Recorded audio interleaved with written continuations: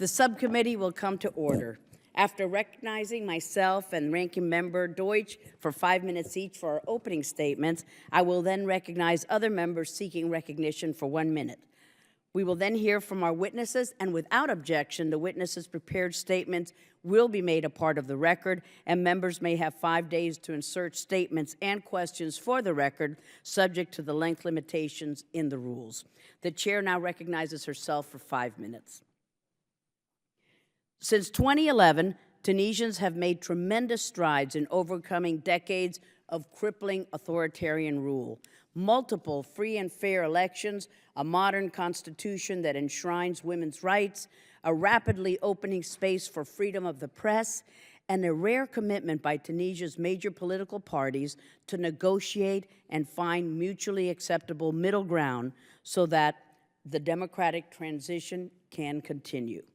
These are all remarkable achievements worthy of praise and admiration by Tunisians and outsiders alike. But for many Tunisians, the transition is not happening nearly as fast as we would have imagined 5 years ago, as they are increasingly disappointed by what is seen as slow progress. Unemployment rates are high, especially for Tunisians' youth and for women, and public administration and bureaucracy are still mired by corruption, delays, and competing interests that too often prevent projects from being implemented. The current government has made a lot of economic progress for which it deserves a great deal of credit, including passing major banking and investment laws, which will go a long way in eventually spurring foreign direct investment and job creation. However, getting that message out and informing the population about the government's achievements is an enormous challenge on its own. Tunisia's minimally staffed legislature does not have the necessary resources to connect with constituents to explain their efforts, especially to those in the interior. And the central government's outreach problems are indicative of the challenges ahead for Tunisia's announced municipal elections in March next year. Among many issues that need to be solved, the cabinet and the legislature still need to figure out how Tunisia will be divided into municipalities, and there is resistance at all levels to giving up central power. While people see decentralization as a panacea, there is a lack of understanding about why the process is important, about the challenges it will create, and about what kinds of services should be expected from the newly empowered municipal leaders. All of these discussions are taking place in an increasingly challenging security environment, placing additional pressure on the government to succeed. Terrorist attacks in 2015 cut Tunisia's tourism revenue in half, and the sector has still not recovered, with many local hotels along the beach sitting empty. In March, the Tunisian military successfully fought off ISIS as it attempted to overtake a southern city along the Libyan border. And earlier this month, Tunisian security forces again foiled an ISIS plot, killing 4 and arresting 16 others, and just last week took out another top leader of the Tunisian ISIS affiliate. These successes are encouraging, and they're evidence of the security sector's growing capacity, a development which would be welcomed by this administration. The Tunisian security forces are proving themselves to be professional and capable partners that the United States can rely on to help fight extremism, to help push back against ISIS, and to assist other regional partners to face down the same threats. Tunisia is facing a dangerous and persistent terrorist threat from within and without, especially through the porous Libyan border, along the Algerian border, and from returning foreign fighters, of which some estimates place at around 6,500 Tunisians. We need to be strengthening our security cooperation with Tunisia, including helping it to fight violent extremism, investing more in law enforcement through our INCLE programs, and assisting more with border security, like we saw with the recent contract for equipment and training for a border surveillance system. So many of these security, political, and economic issues are intertwined and reinforce each other, that it is essential that the United States and Tunisia's international partners remain fully committed to Tunisia on all fronts. I was disappointed to see the administration request almost $20 million less in FMF funds for Tunisia this year, funds for which there is a clear need and would go a long way toward helping Tunisia remain stable. Similarly, I was disappointed to see only a modest request for ESF funds. There is a lot more that this administration can be doing, especially with technical assistance, with making the structural reforms necessary to encourage investment and entrepreneurship, and with helping promote commerce, tourism, and trade with the United States and other partners. Tunisia is ready and willing to accept our assistance, and there is no shortage of partners who stand ready and able to program any help that we can provide. Tunisia is a country whose democratic, economic, and security successes are vital to our own interests, and despite the many challenges, it is overflowing with opportunity in an increasingly troubled region of the world. We cannot afford to be turning away, diverting our attention, or scaling back our engagement, and I encourage our administration to make Tunisia the priority that it warrants. With that, I'm so pleased to recognize the ranking member, my good friend, Congressman Ted Deutsch of Florida. Thank you. Excuse me. Thank you very much, Madam Chairman, and thanks to our witnesses for appearing here today. I know that this administration is committed to success for Tunisia, as are the members of this subcommittee, and I look forward to hearing how our policies and our assistance are working toward that goal. 5 years have now passed since Tunisia's Jasmine Revolution shook the region, and it's been clear that Tunisians want to see their nascent democracy thrive. Tunisia's leaders, while motivated to govern, have difficult steps to take to undo decades of authoritarian rule. Unfortunately, slow progress has led to increasing disillusionment among Tunisians. A region in turmoil has plunged this once relatively stable country into a security crisis that has affected its ability to bring about much-needed economic growth. Youth unemployment is estimated to be over 30%, and the lack of job opportunities is frustrating Tunisia's young, educated population, the very same demographic that drove the Jasmine Revolution. In a recent poll, less than a third said that they believe the government is doing a good job addressing the country's problems. But hope is not lost, because the same poll found that 86% of Tunisians surveyed still believe that democracy is the best form of governance. Last week, Tunisia was granted nearly $8 billion in financing to help revive the economy, including a $2.8 billion four-year emergency IMF loan contingent on economic reforms to help increase employment opportunities and strengthen public institutions, and a $5 billion World Bank loan to help bring about growth and create jobs. The United States has invested heavily in bringing economic growth to Tunisia. The U.S.-Tunisia Strategic Dialogue most recently met in November of 2015 and focused on economic opportunity, increasing trade, and strengthening partnerships and security cooperation. I hope that we will see a follow-up meeting scheduled for this year. The Tunisian American Enterprise Fund, aimed at bringing business and investment back to Tunisia, has seeded $60 million since 2013, and the recent meeting of the U.S.-Tunisia Joint Economic Commission is focused specifically on the agro-food sector, small and medium enterprises, and information communication technology.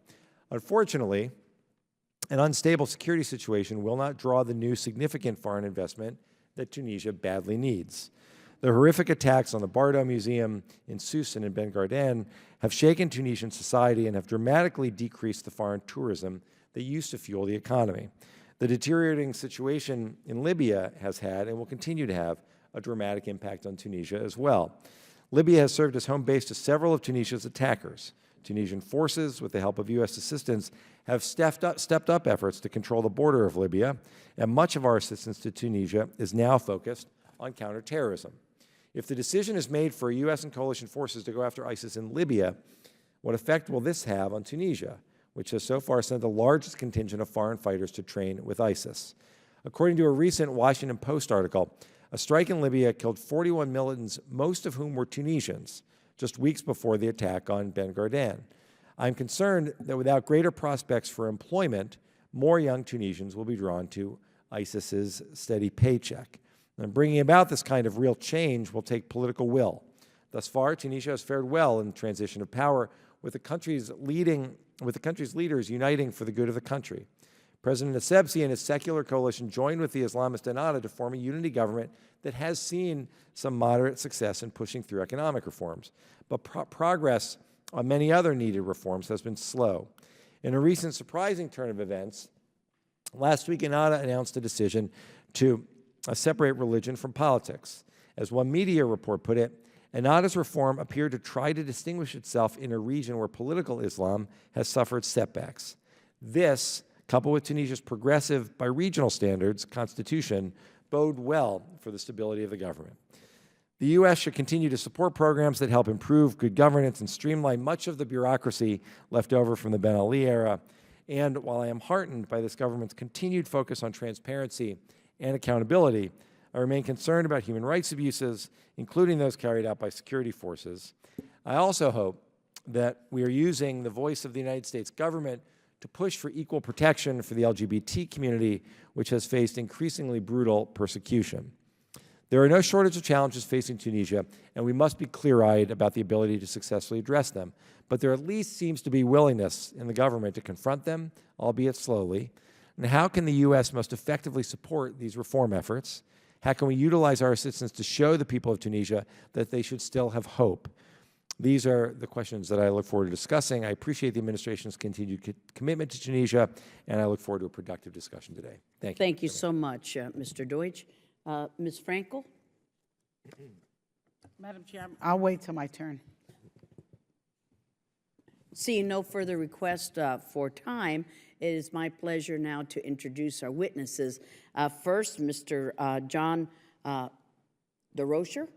Pretty good. Thank you. Who is the Deputy Assistant Secretary for Egypt and Maghreb Affairs for the State Department's Bureau of Near Eastern Affairs. Prior to this, he served as Deputy Chief of Mission at the U.S. Embassy in Baghdad. He has also served in New Zealand, Egypt, Israel, Liberia, and Germany. Welcome, Mr. DeRocher.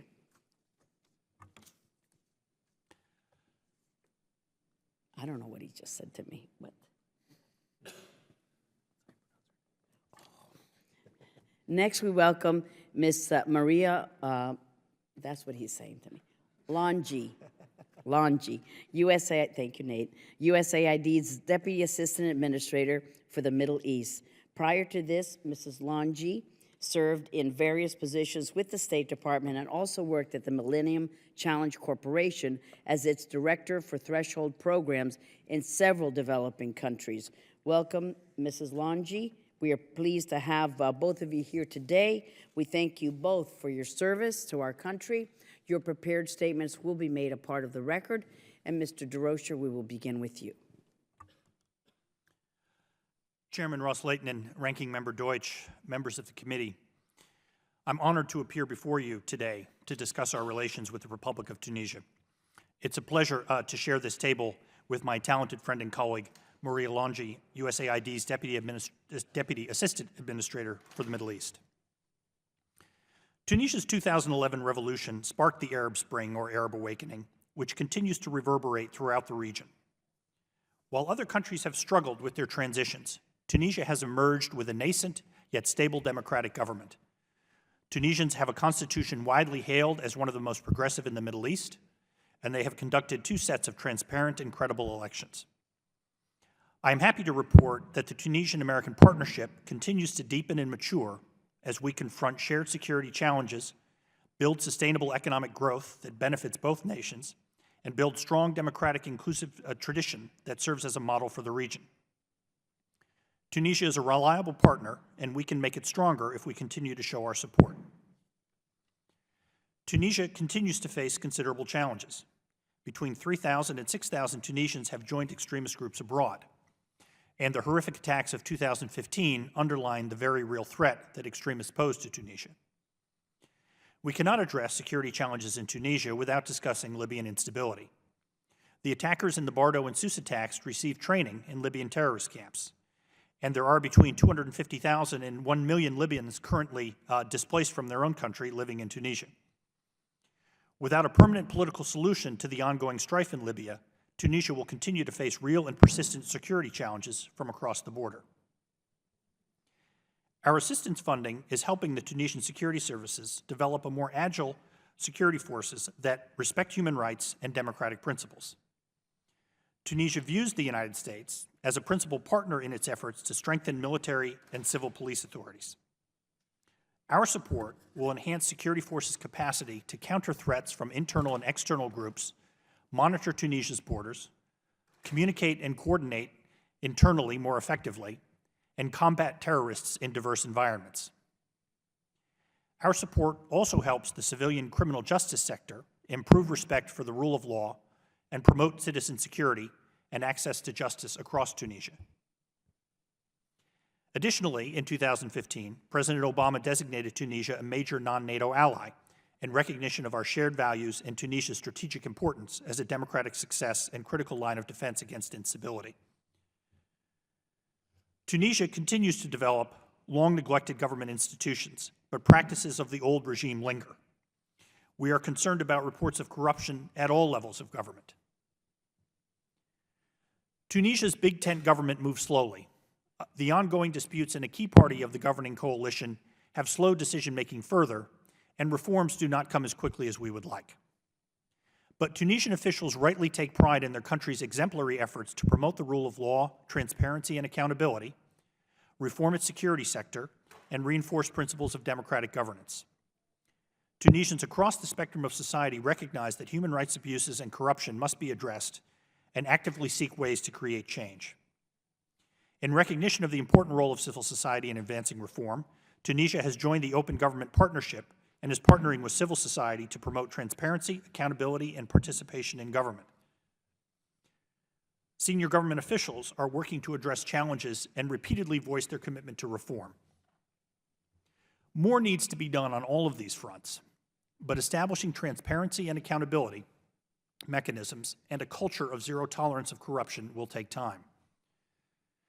Tunisia's faltering economy compounds the challenges facing the Tunisian government. GDP growth in 2015 was anemic at 0.8%. Last year's terrorist attacks devastated the tourism industry. Unemployment is over 15% and twice as high as that for recent graduates, those living in the interior of the country, and for women. Despite these difficulties, the Tunisian government has made meaningful progress on economic reforms. They have already passed public-private partnership, bankruptcy, and banking laws, among others.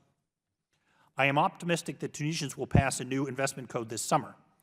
Such reforms are laying the groundwork for increased investment, trade, and private sector engagement between the United States and Tunisia. As Tunisians move forward on reforms and take steps to provide economic opportunity, they are holding fast to their democratic ideals. The full range of political actors, including political Islamists, are working together constructively to build Tunisia's democratic traditions. Our investments in Tunisia have been rewarded by the steady development of inclusive governance institutions and processes, increased stability and security, and great strides towards financial sustainability. As a strategic partner and powerful example of a successful Arab democracy, Tunisians still need and want our support.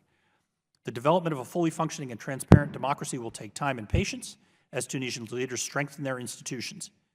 With the help of Congress and our interagency colleagues, we will continue our work to build an even stronger partner in a volatile region. I want to thank you again for the opportunity to testify, and I look forward to answering any questions you might have. Thank you. Thank you so much, Mr. DeRocher. And now we will turn to Ms. Longi. Thank you. Chairman Ros-Lehtinen, Ranking Member Deutsch, and members of the subcommittee. Thank you for the opportunity to discuss U.S. assistance to Tunisia and our partnership with the Tunisian people as they work for a stable democracy and economic prosperity. We agree with Chairman Royce's recent assertion that Tunisia represents hope for democracy, peace, and security in the Middle East and North Africa. U.S. assistance serves as an important demonstration of our commitment to Tunisians as they work to consolidate reforms. We recognize that the 2011 revolution was sparked by the Tunisian people's frustration with the stifling of political discourse, a corrupt economic environment, and a predatory security apparatus. I'd like to talk briefly about how the U.S. government quickly and effectively responded to support Tunisia's aspirations for change, describe what we are doing in Tunisia today, and outline how we plan to scale up our support for the democratic transition and economic reforms. Since 2011, USAID has provided approximately $300 million to support Tunisia's economic growth and democratic transition. This includes 2 sovereign loan guarantees that provided access to $985 million in financing and helped support Tunisia's efforts to reform and grow its economy. In the fall of 2011, the United States provided assistance to organizations in Tunisia that were organizing and administering multi-party elections for a constituent assembly charged with drafting a new constitution. Among our activities, we were able to connect U.S. Supreme Court Justices Stephen Breyer and Ruth Bader Ginsburg with members of the Constituent Assembly, political party representatives, and Tunisian legal scholars. This and other real practical engagements with emerging Tunisian leaders and civil society immediately after the revolution helped us to identify areas we could help going forward. Another major area of U.S. engagement in Tunisia centers around its struggling economy.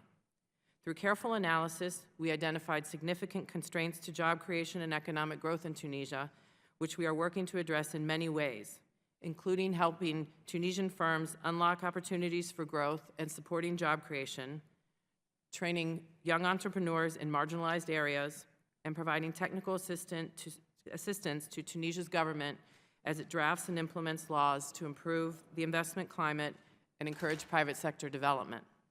These efforts have the immediate benefit of educating and employing Tunisia's youth to ensure a better future for them.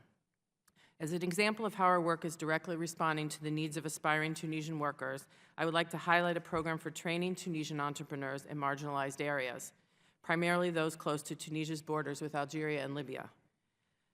This is a partnership with Hewlett-Packard, the United Nations Industrial Development Organization, and the government of Italy, where USAID leveraged our resources to bring online entrepreneurship training for 12,000 Tunisians, and more than 1,600 Tunisians have found new employment through this activity. Among these entrepreneurs is Anis Assali, a young man who spent 14 months unable to find a job in the capital, Tunis, after earning a degree in aerospace engineering from the University of Tunis. He returned to his hometown in western Tunisia and decided to create his own employment by starting a business selling and installing solar panels. The USAID-backed program supported him with training in marketing and identifying reliable partners. His business has now grown from solar electricity to include solar water heating. Another USAID program is working with businesses like Nosha Dates, based 300 miles southwest of Tunis. Nosha traditionally sold to an export company, but wanted to develop direct export capabilities. USAID helped the company improve its standards, which enabled it to hire 55 new employees for its direct export business. All in all, USAID programs in Tunisia have helped create more than 14,000 new jobs in 2 years alone, and we are on track to create even more jobs by this time next year. Thanks to the support of Congress, USAID's assistance is addressing targeted areas where U.S. and Tunisian partnerships can have the most impact. Our economic growth activities will continue to focus on employment through a firm-level approach that helps firms identify and overcome internal blockages to growth, while also working with the government of Tunisia to reform critical policies, regulations, and processes to limit the competitiveness of Tunisian businesses. The U.S. will work to strengthen local governance capacity, placing a special emphasis on marginalized communities and underserved governorates and localities. Our programs will aim to provide citizens groups and civil society organizations with advocacy and outreach skills to articulate community priorities. Right now, we have highly skilled technical teams in Tunisia consulting with key stakeholders to design targeted and strategic programs that will support Tunisia's democratic and economic transition. As we know well, the transition to a more democratic society and a more open and inclusive economic environment can be rocky and can move at intermittent speeds. Tunisia has made impressive strides in the past 5 years, and we recognize that there is still a long way to go. With the support of Congress, USAID hopes to do even more to partner with Tunisia in its transition, working hand in hand with the Tunisian people to fulfill their aspirations. A successful Tunisia benefits the Tunisian people, the region, and the United States. Thank you, and I look forward to your questions. Thank you very much for great testimony. We will begin the question and answer period.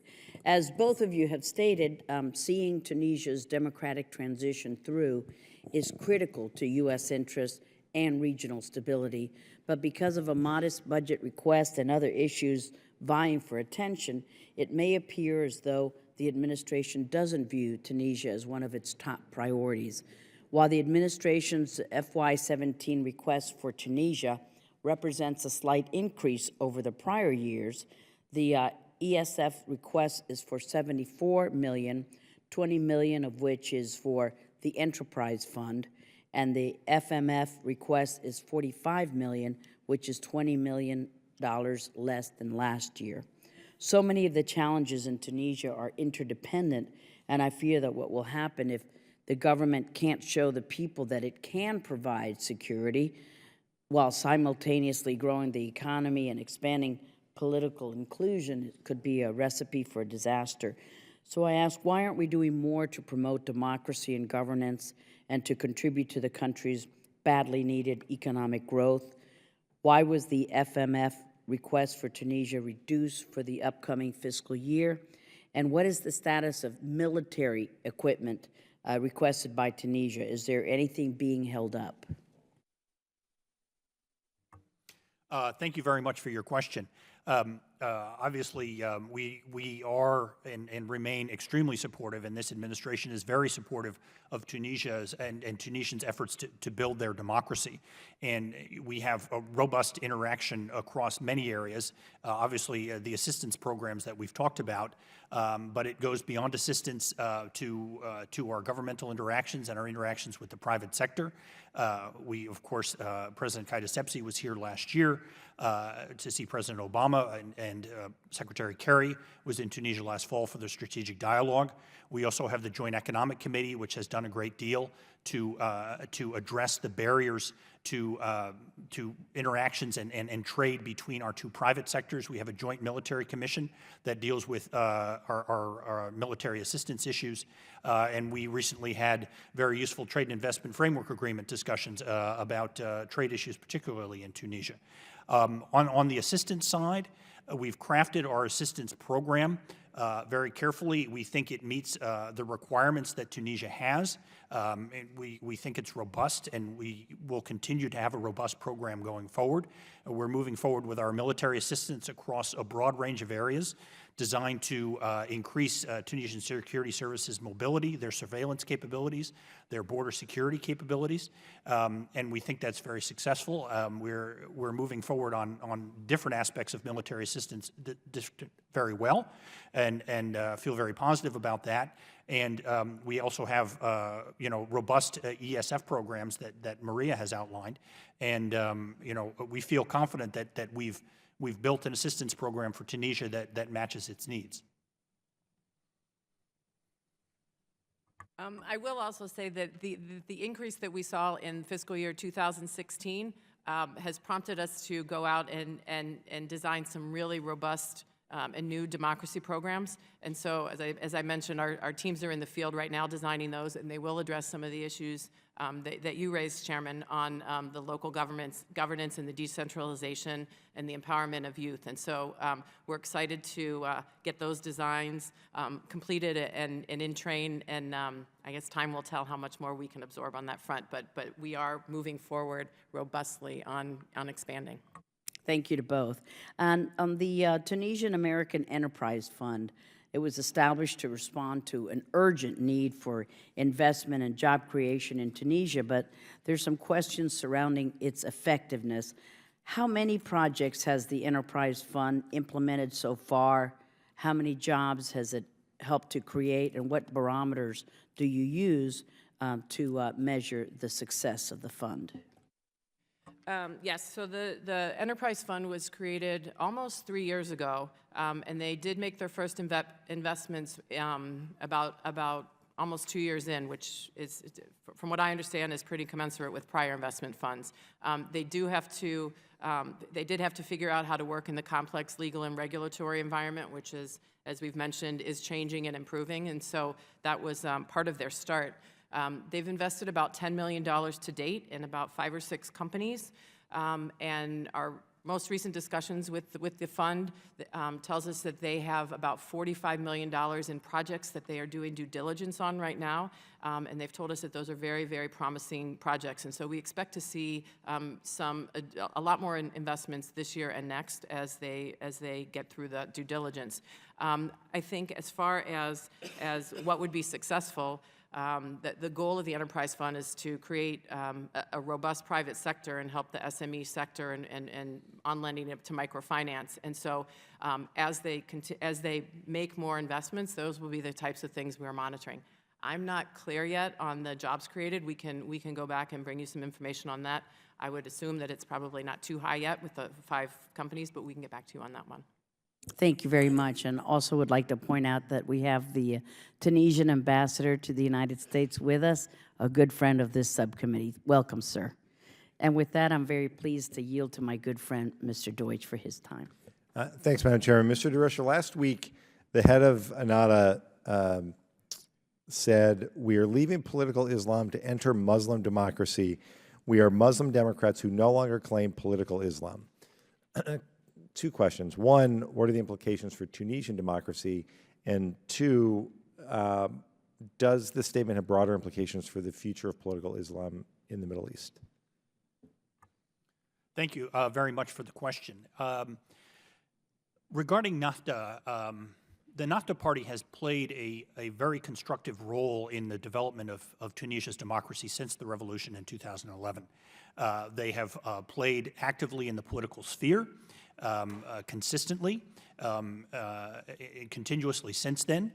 They have worked well with the rest of the Tunisian leadership in this very consensus-based approach that Tunisian leaders are taking to building their democracy. We think that's very laudable. NAFTA stepped back last year during a difficult period in Tunisia in favor of a caretaker government in advance of the national elections that were held last fall. NAFTA participated in those and is in parliament and is also in the current cabinet. And continues to participate very constructively. As far as the announcements that you mentioned, as you noted, and as the leadership of NAFTA has said publicly, they are taking this step to draw a distinction between political activities and between religious and cultural and civic activities. What that will mean in practice, I think that we will see going forward. But certainly, NAFTA's track record suggests that they have up until now, and we certainly think they will continue to play make a very productive and useful contribution to the building of Tunisia's democracy. Thank you. And Mr. DeRocha, just to stick with you for a second, homosexuality remains a crime in Tunisia, punishable by up to 3 years in prison. Some LGBT defenders have accused the police of being complicit in crimes against the community. This is seemingly incongruous with Tunisia's values of pluralism and tolerance. And I just wonder whether this intolerance might alienate potential investors, whether it might challenge Tunisia's economic recovery. That's something that concerns us as well. For many reasons, including, as you say, it is not consistent with Tunisia's desire to create a welcoming environment for the investment that it so badly needs. This is a topic that we are in continuous contact with Tunisian counterparts about, and also with Tunisians themselves. Our embassy is in regular touch with advocacy groups that are concerned about these issues, and it's something that we're concerned about and that we address with our Tunisian counterparts at every opportunity. Great, I appreciate that. Ms. Langi, I was struck, and I think perhaps a lot of us don't think enough about the Libyan refugee issue. The number somewhere between, I think, 250,000 and up to 1 million displaced Libyans in Tunisia. What's being done to assist them? How does the government, I guess this is for both of you, but how's the government approaching this issue, and what impact does it have on economic growth within Tunisia? USAID has not addressed the Libyan refugee issue specifically, and so I'm going to punt. Okay. Certainly, the influx of Libyans into Tunisia has certainly put a strain on, the the availability of housing, the Tunisian medical system, and so on, which I have to say Tunisians have reacted extraordinarily admirably and supportively to this influx of refugees from Libya. But it is something that is causing a strain. And really, what, of course, we really need to do is redouble our efforts with Libyans, with our partners in the international community, to strengthen a unity government in Libya and to restore some stability there, so that that Tunisia is not put in the position of having to host this really considerable number of people. All right, thank you both. I yield back, Madam. Thank you so much, Mr. Deutsch. Mr. Weber of Texas. Thank you, Madam Chair. Gosh, I'm learning some things about Tunisia here today.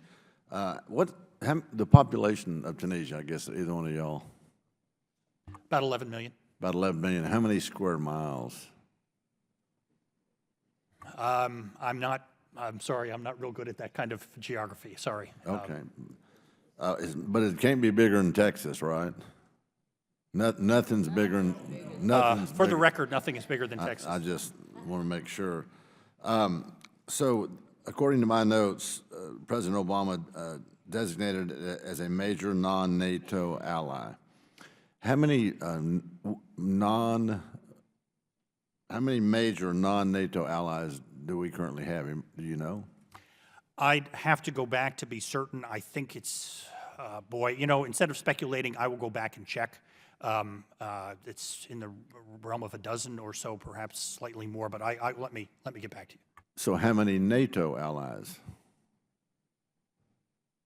28 members of NATO. So 28 members of NATO, and then we have and we've designated or the president has or at least at this point, there's a dozen non-NATO allies. Let me get back and make sure I'm Okay. sure of the numbers there, because they're spread all over the world. Okay, and so I noticed that we're doing some things. We're helping them with arms sales and stuff. How do we make sure the arms don't fall into the wrong? One of you said, and I don't want to put words in, that there was 3,000 to 6,000 Tunisians joined extremist groups. Is that right? The estimate is that roughly that number have left Tunisia to join Daesh and other extremist groups, primarily in Iraq and Syria. Is that from 2011 on? Yeah, that would be over the past years. Yes, that's right. Okay, but starting with the quote-unquote? Yes. Okay. So out of, you said there are 11 million, so 3,000 to 6,000 have joined. How are we making sure that the arms that we are helping Tunisia with don't fall into the wrong hands? Well, we've got very robust and close relations with our compatriots with our counterparts, I should say, in the Tunisian security sector, and we are helping with lots of training.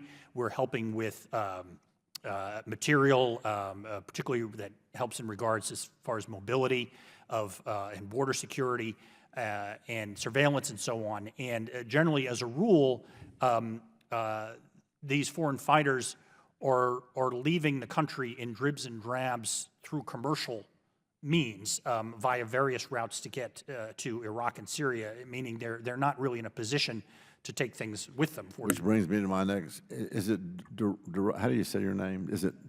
DeRocher. DeRocher, Mr. DeRocher, is there, are any of the political leaders leaving the country? Are they identifiable as part of that 3,000 to 6,000 group? Any notable defections, so to speak? No, not at all.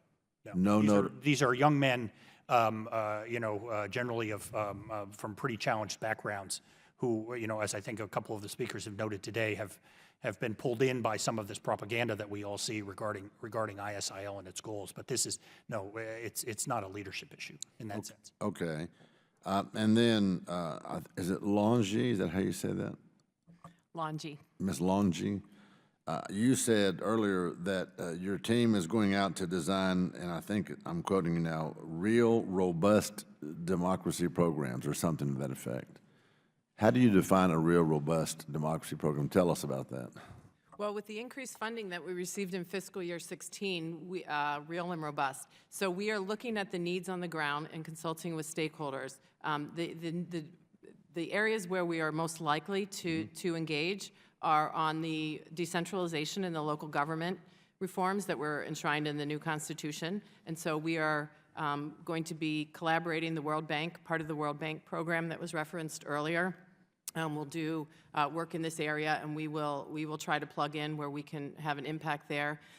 Some of the other areas where we will work is with these new and stronger local governments, working with them on public financial management. So And they forgive the interruption, but when you say new local governments, states, counties, cities, how do you define those?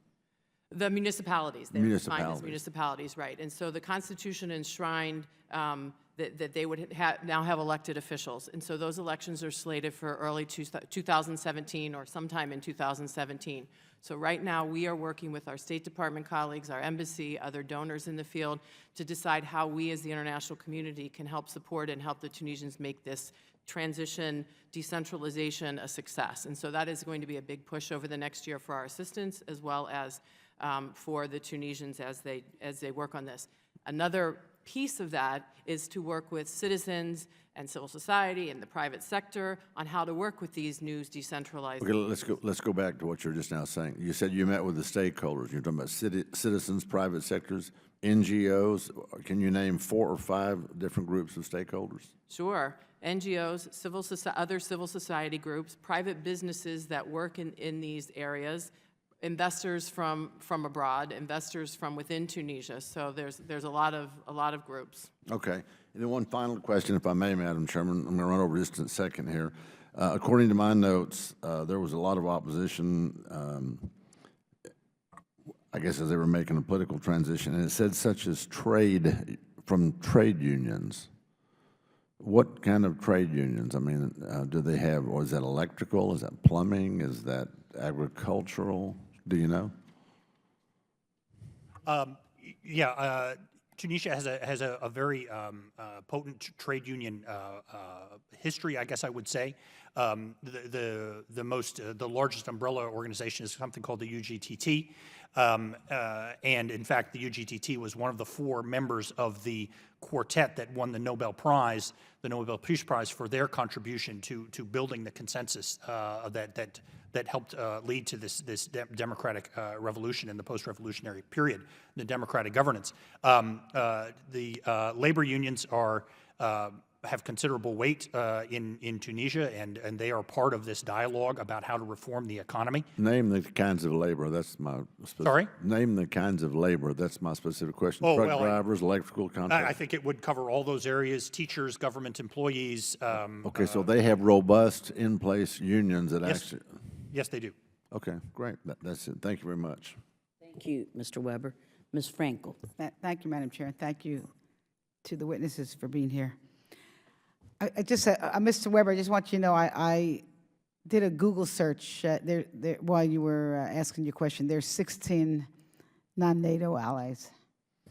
Okay, I also did a Google search. Texas has 268,000 square miles, and Tunisia has 63,000 square. I'm just saying.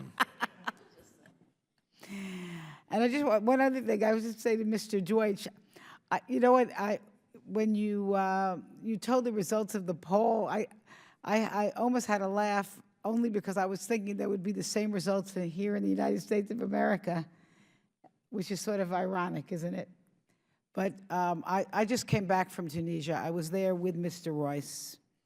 It was a very enlightening experience for me, and we of course, met with a very able Ambassador Rubinstein. We met with the President of Tunisia, their Prime Minister, Interior Minister, their Speaker of the Parliament, and some of their members. And they actually have, Madam Chairman, they have quite a few women parliamentarians. We did go over to that museum, the Bardo, and we did a wreath ceremony. So just, you know, my impressions, I think the good thing about going to other countries is actually, I find, not just going to meet with the President and the Prime Minister, but just the ride through whatever city you're in, and just to see the people. And you know, what you see is just, you know, we saw hundreds and hundreds of people just trying to get about in their business, innocent people just trying to get about in their business. And you know, what the impressions that were given to us from people we spoke to was, which I'll just underscore things you have emphasized and some of my colleagues have, is how two really bad terrorist attacks have almost devastated their tourism economy. The attack at a hotel, the attack at the Bardo Museum. The hotel we stayed at, which was, you know, quite lovely, there was nobody there. And this is the most beautiful coast in Tunisia.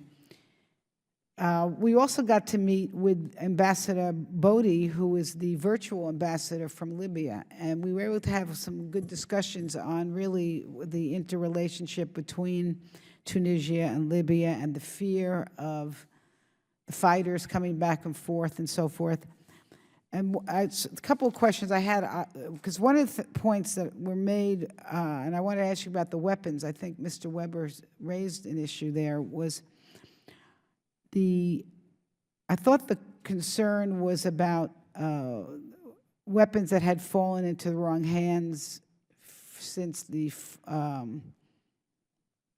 in Libya, rather than, is that an issue there? Well, I would say certainly, I mean, again, in Tunisia, control of weapons is not a tremendous concern of ours. Of course, like I say, we are in continuous touch with our, Tunisian military counterparts as part of our security assistance program to talk about such things. But you're right, the weapons that were in the hands of the Gaddafi regime and their potential spread is something that we need to keep an eye on. And then the other question I have, which I think would be important just really for this hearing and for the public, is if you could just explain why we should care about Tunisia, or what's going on in Tunisia and Libya. What is the importance of that region to the United States, to our security, the security and the economy of our allies? Well, and invite you to chime in as well. I think Tunisia is important to us for a number of reasons. The Tunisians are building, have already built, and are still building, a very impressive democratic system in face of great challenges, and in the face of a history that is frankly was not very supportive of democracy.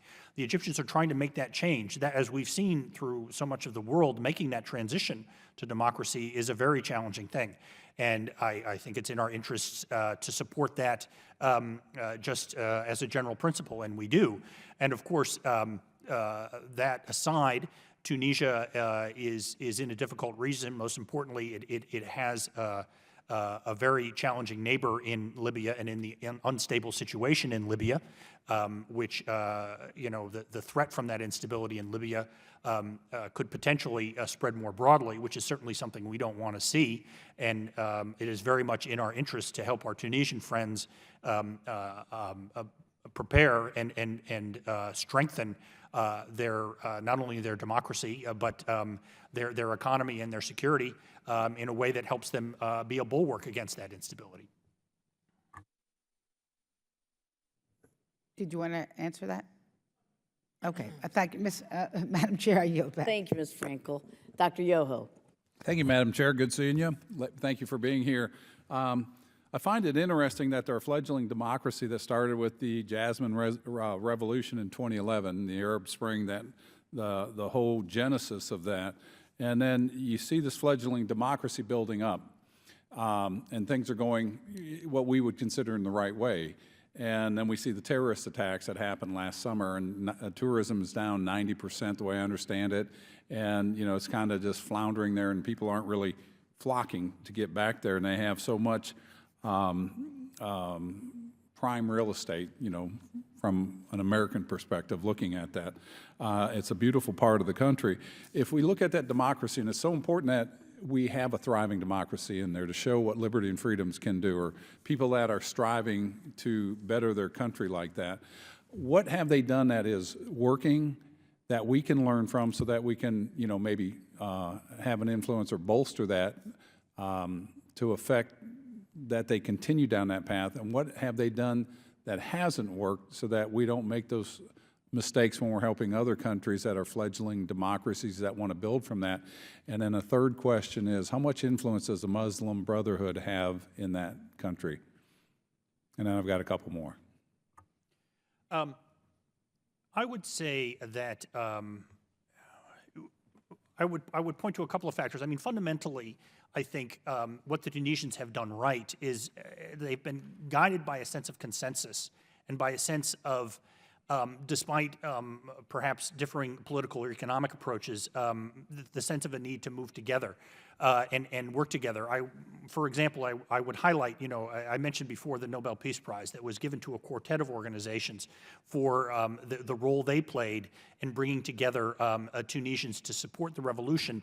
And this was a disparate group of people. It included both the trade union that I mentioned, but it also included the employers, an organization whose acronym is UTICA, which is the employers union. And these are organizations that don't necessarily see eye to eye on say, economic matters, but definitely saw eye to eye, along with their compatriots in the quartet and in Tunisia's political parties, on the need to work together. And I think that we've seen that over the past few years, as there is wide support, as difficult as these economic reforms are, there is wide support across the Tunisian political leadership for these reforms, despite their difficulty, as basically to the role of political Islam. I would just note again that we have talked a bit already about the role that Nahda is playing, and it is, as Mr. Deutsch said, it made an announcement yesterday that it is splitting its civil and its religious activities away from its political activities. But it remains a political party with an Islamist bent, but it is one that has proven itself determined to work within the political system. Let me get Ms. Lange to weigh in on this. And then if you'd focus on what have they done wrong that we can learn from that? What have they done wrong? Is it like a security issue? Do they have border security? Do they have to crack down harder on terrorists or terrorist threats? Or, if you're looking at that country to continue the growth of a democracy, to look at it, what would you say they shouldn't have done this and we should correct this? Or they should correct it? I don't want to correct it. I want to help them correct their... Well, John can probably, USA doesn't do the border security work, but I can say, and maybe this just gets to the right, but it continues to be a challenge, is the unemployment issue. Because the unemployment issue, and combined with the security issues, does create a real challenge for Tunisia to overcome a lot of this at once. And so the pace of it probably may seem slow, but if you look how this new vibrant democracy is working, they've passed some very important private or business reform laws that over time, if they get commitment, will help create those private sector jobs, which will balance out. Let me go back to Mr. DeRozier. If you could tell us what they need to keep doing to bolster that democracy growing. I know we need to worry about the terrorist threat and security and things like that. I mean, what would you recommend? Well, I think Maria, hit the point on the head. I think that the challenge that Tunisia faces is not so much that I can't point to, say, this mistake or that mistake or something a decision that should have been different. What the real challenge is that the reforms, economic, in governance building, in law enforcement and security that need to move forward are things that take time to implement. And the economic situation there is challenging. The security situation there is challenging. And I know that Tunisians are moving as fast as they can, but it's really moving forward on those economic reforms to create jobs. Moving forward, we are helping with reforms in the security sector so that they have civil police services that can enforce the law and enforce order while at the same time respecting civil rights and respecting the rule of law, and which is equally important. And I guess if the challenge, if I were to sum up the challenge, it's that these kinds of reforms take time, and the difficult situation in Tunisia means that time is very precious. Thank you. Thank you, Dr. Yoho. Mr. Boyle. Yes, thank you, Madam Chair and Ranking Member. I wanted to ask you about two different issues, although you'll, I think, pretty easily see the connection where I'm going in a second. The first is regarding the youth unemployment rate, which figures for 2015 show is estimated at 30%, remarkably high. I was wondering, to the extent that we know, what is Tunisia doing right now to tackle this real problem? The passage of a lot of these foundational laws is one thing, because that is creating a better environment for the private sector to create jobs. Tunisia historically has had a very large public sector, and so the shift that they're making now is to encourage a stronger private sector where this job creation can actually take place. And so, so that's one thing. Another thing that we've been working, the partnership that the partnerships that we have include partnerships with the Minister of Employment and the Ministry of Education, because a lot of the reason for the youth unemployment is the mismatch between the jobs that are there and that can be created and the education that people are getting. And so we've worked to create some career centers, career development centers within the universities, within the vocational schools, to try to make that match better. And so I think those are some of the challenges that exist and why the youth unemployment is so high. And we have seen great engagement and requests for assistance directly from ministries on this. Well, the second question I'm going to ask, and you'll see the natural flow, is that according to the UN, and if you disagree with this, please let me know, but according to the UN, there are currently 4,000 Tunisians fighting in Syria and about 1,500 fighting in Libya. So I want to know what we believe the Tunisian government is doing to tamp down on this and extremism. And of course, we see the connection between a country with a 30% youth unemployment rate and then also the problem of extremism in this region. I can start.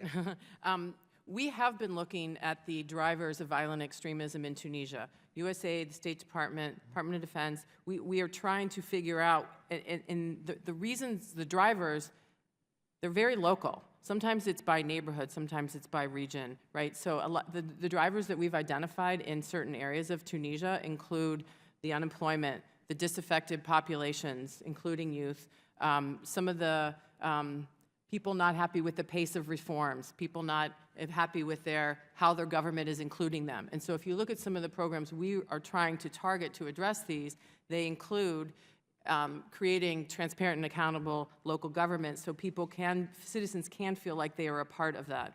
And so the employment is part of the solution, and as well as the citizen engagement. That's one way to address the specific drivers. There's a security aspect to it too. Yeah, I will I will note, just add, I think that covers it very well, but just add on the security aspect that the Tunisians are taking measures to bolster the security along their border with Libya, which we are helping them with. There are ties that go back between Libya and Tunisia that go back quite some time, and relationships and communications that go back quite some time, and that poses a special challenge. But the Tunisians are working hard to, in much of the way that Maria discussed, and try to find ways to identify those who might be tempted by these ideologies and detect people before they head for the airport, before they head across the border, and to try to set up the systems that are in place at the borders and so on to prevent these people from leaving. But it's a serious challenge, and it's going to take a long-term solution. I'll just say, finally, I get the impression that, correct me if I'm wrong, but it seems as if you're both on the more optimistic realm of the spectrum, if I were to characterize your comments. Would that be fair in terms of what the Tunisian government is doing right now and the steps that they're taking? I'm optimistic.